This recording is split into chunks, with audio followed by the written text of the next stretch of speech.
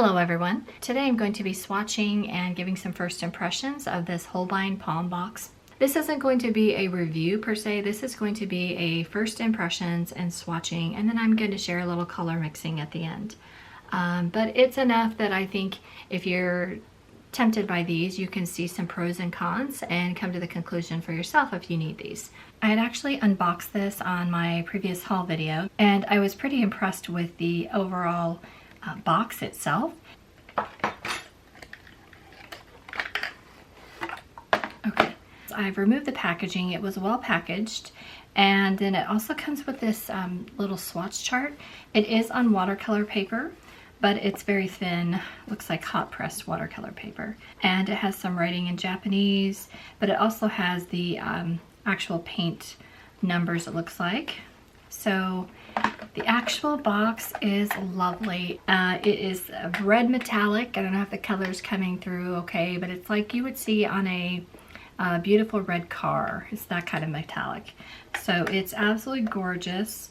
The back has a little clip that you could get to kind of rest your finger on, I'm guessing to help hold it. I'm not going to use that. It does want to fall. The lid wants to detach and come off by itself.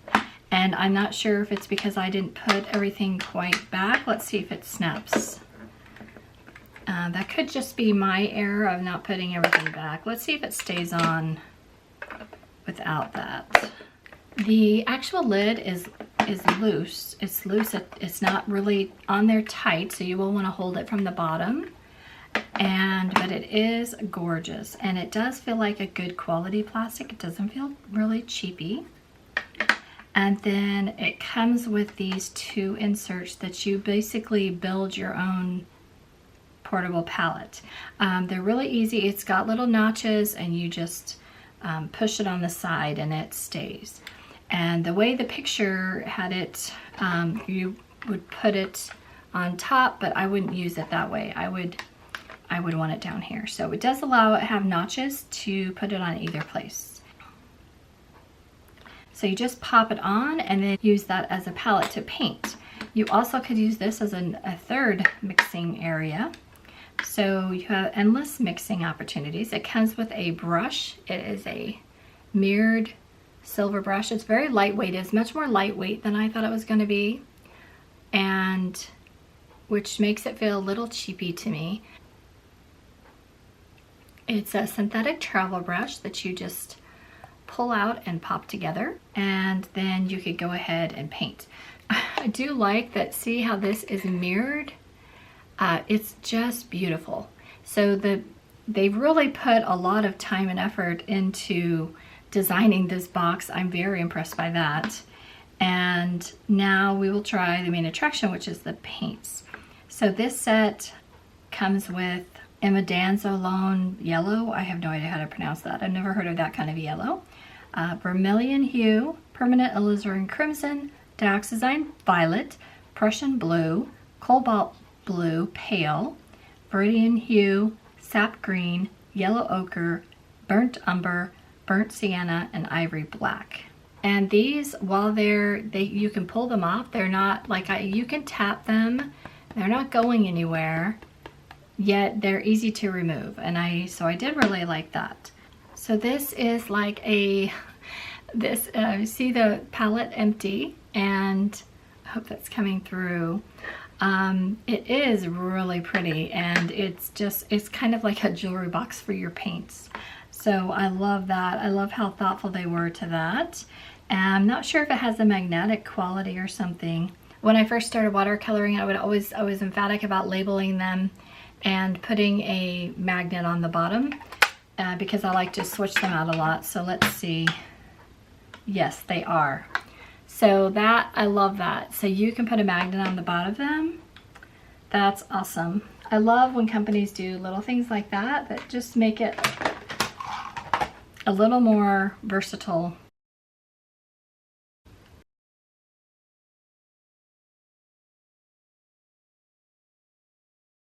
The palette itself is exquisite. It's almost a luxury watercolor palette box. And I wasn't expecting that, so I was very thrilled with that.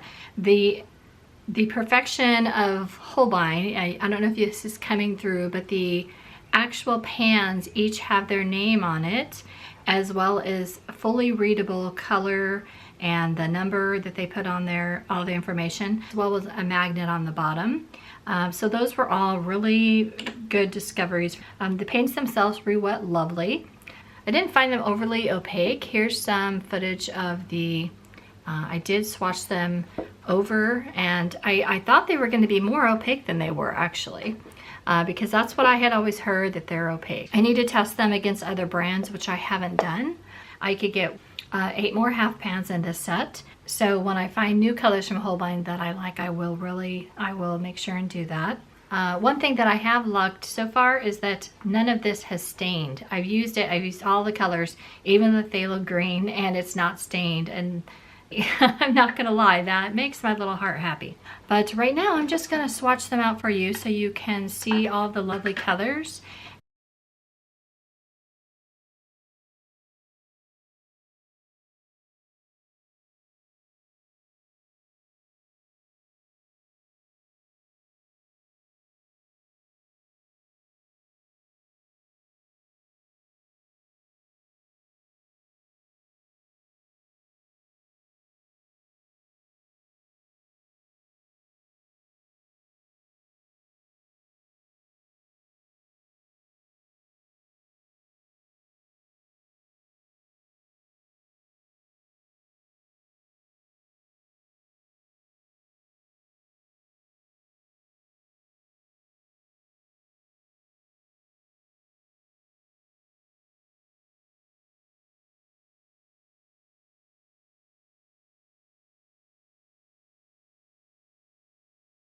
Do a little bit of mixing because you can't really get a good idea without mixing really.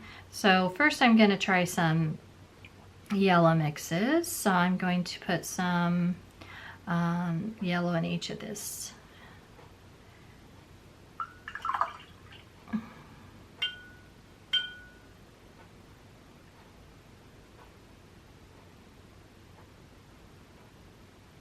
So first I'll try a little of this. Kind of a burnt orange color. And you could go back and get lighter, darker.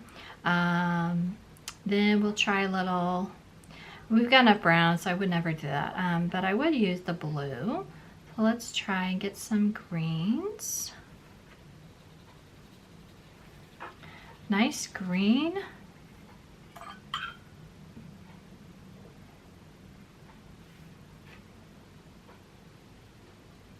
I like to put the color that I mixed it with at the, what I'm mixing, I've learned to go and put the original color kind of at the end so I can remember which color for later. That's just kind of a cheater way. And often I like the way it kind of blends in. Let's see with the cobalt blue.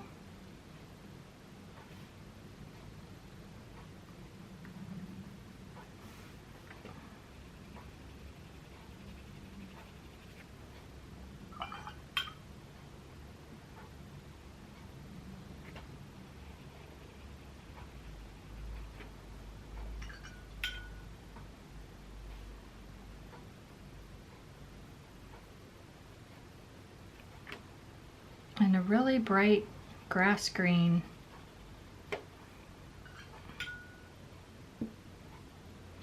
Not gonna need to wonder what I did with that. But anyway, just to keep it the same. Let's make some mixes with this.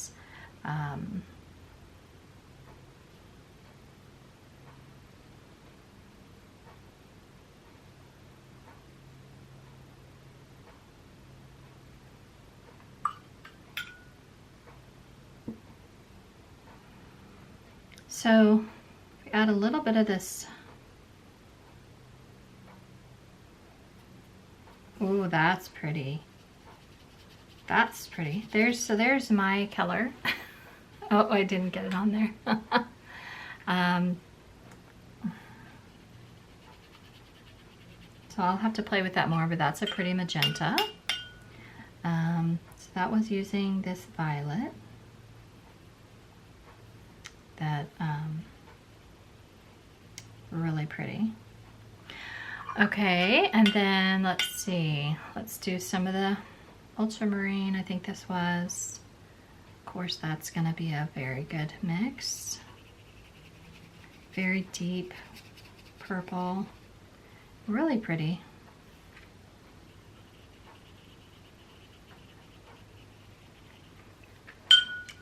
And then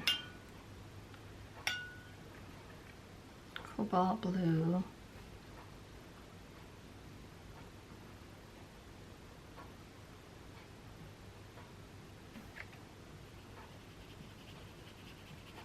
Kind of a more muted. It's kind of can get to a lavender if you add a little more.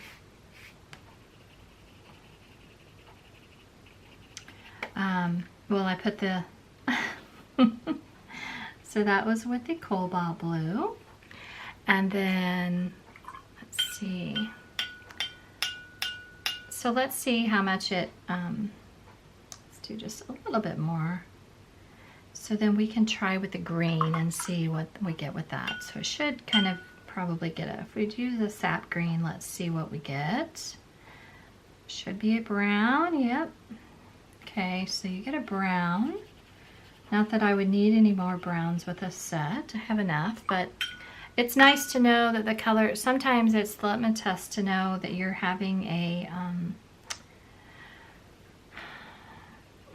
how do I want to say it nice? That they're using good pigments, as if you can get good mixes.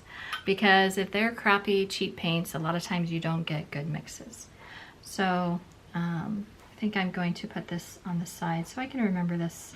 Might as well keep this a little later and show what we're mixing. And then, because I always think I'll remember, and then I come back later and I don't. Okay, so now of course we've got to do some, we've got to get some turquoise colors. So, I mean, you could go on and on, but for me, I've got to get my first colors that I like. So I'm going to do some of the phthalo green, and I'm just gonna, yeah, I'll just do those two. That'll be enough. And then we will get some good aquas with this ultramarine.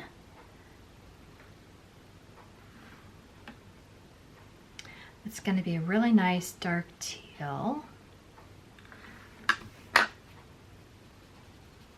That's really pretty. This is my color wheelhouse. Now we'll do the cobalt blue. I may not have added enough. I hope I'm in camera.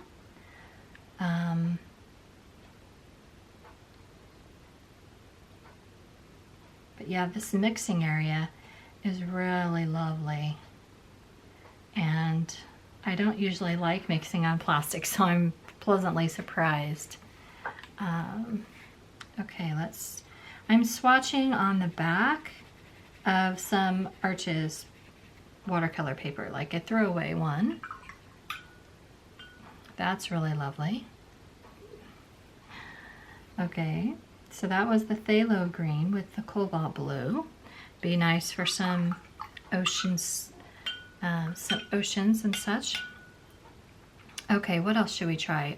Let's try the green. So that was our phthalo green.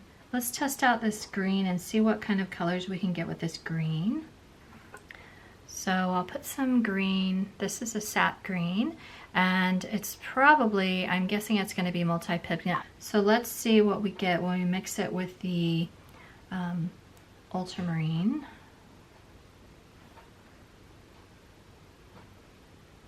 Get like a really dark forest green, but it's very lovely.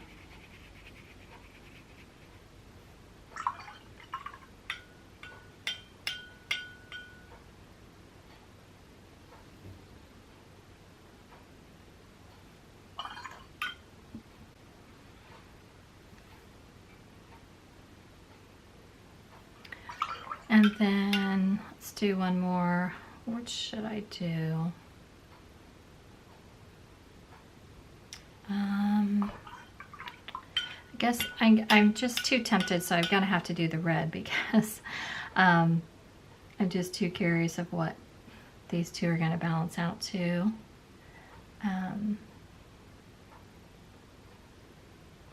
Another brown. I like that brown better.